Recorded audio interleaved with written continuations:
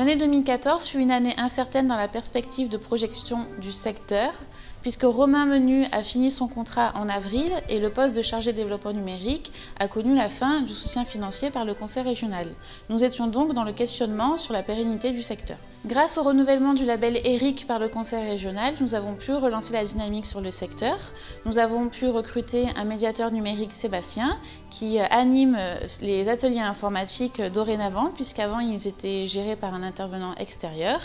Et en fin d'année, l'équipe s'est renforcée avec l'arrivée de Balthazar en décembre. En 2014, 50 projets ont été menés sur le secteur et ont touché 1491 personnes.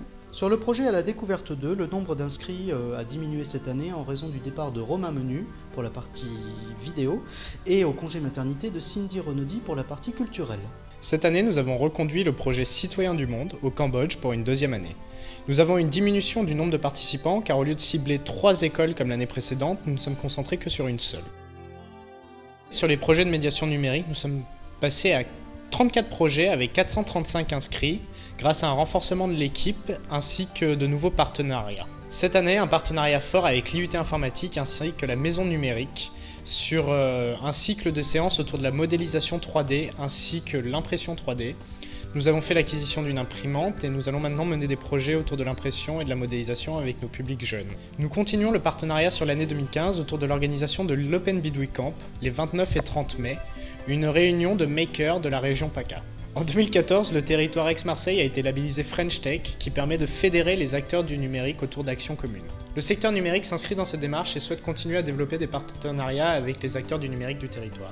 Nous proposons aussi des ateliers Job Camp afin d'aider à la recherche d'emploi et à la création de CV et de lettres de motivation avec l'outil numérique en partenariat avec Isabelle Albaladejo. Nous avons mené un projet en partenariat avec le secteur enfance d'Aix nommé Mapping Party où nous avons formé un animateur à l'outil de cartographie collaborative OpenStreetMap. Il a pu réinvestir cette formation avec des ateliers de cartographie du territoire.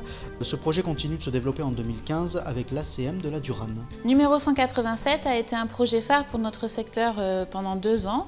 Ce projet d'éducation citoyenne et culturelle a réuni 23 artistes engagés sur le projet. Au bout de 29 jours de création, ils ont pu réaliser une première au site mémorial du Camp des Milles le 3 décembre dernier. Vos papiers ou je vous colle une baffe! Très bien, les voici.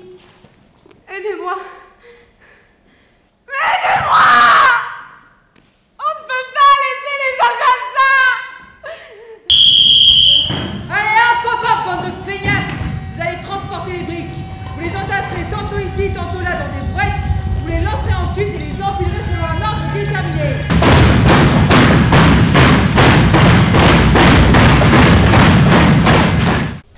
282 spectateurs étaient présents, nous avons joué à guichet fermé et l'ensemble des partenaires invités et du public étaient très satisfaits du spectacle.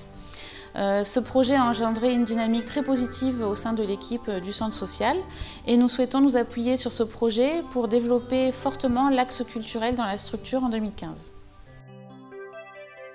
En 2014, grâce à la rencontre avec la Jeune Chambre économique du Pays d'Aix et le Muséum d'histoire naturelle, nous avons pu amorcer une démarche de jardin partagé sur la pinède attenante au centre social. Un collectif de 10 habitants s'est créé afin de piloter le projet.